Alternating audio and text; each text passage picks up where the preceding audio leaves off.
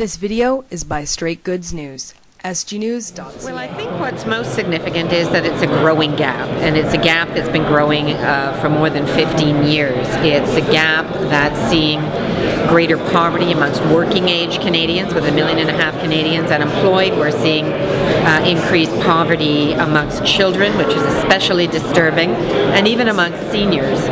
So the issue of income inequality is going in the wrong direction, and we can't even get the government's attention on this. Isn't it a worldwide problem? Canada is one of the wealthiest countries in the world, and there is absolutely no reason for income inequality, the income inequality gap to be growing in this country. And it's something that if government doesn't act, it's just going to get worse. There's no need for a generation of children, for example, to grow up in poverty. It's a huge waste of our resources, and will become even more expensive for Canadians if we don't address this. It seems like they're trying to sidestep the numbers. I mean, when you mentioned income inequality when it comes to children, Diane Finley was trying to make as if it wasn't happening, or it wasn't. Why do you think they're doing that strategy? Well, I think the people they're talking to are doing very well. People in the top income brackets are getting a greater and greater share of the wealth that's generated through our GDP. So the people they're talking to are doing well.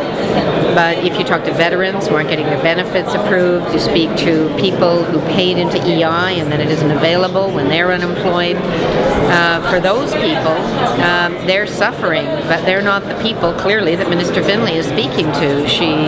I was here in the House on Friday when she talked about people claiming EI as being the bad guys, and that their whole focus is not making sure that people get the benefits they paid for. Their focus seems to be to root out corruption and inefficiency.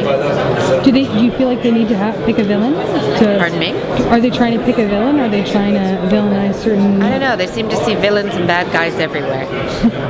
What do you think should be the first step or the first big initiative that the government should take to improve it? Well, you know, we have 1.5 million people unemployed, so I think it's job creation, but it is the creation of good jobs, because there's far too many Canadians who are working full-time and still live below the poverty line. So it's a creation of good jobs, but giving people access to the benefits they're entitled to.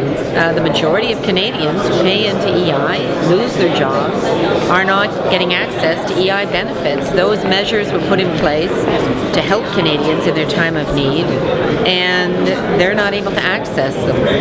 When we have a period of high unemployment, a minimum job the government should be doing is making sure that people get the insurance that they paid for to tide them over until they can get their next job. Now, it was mentioned in the House by Andrew Cash, I believe, the nature of contract work. Do you think that the government has an accurate picture of what work is like for the average individual?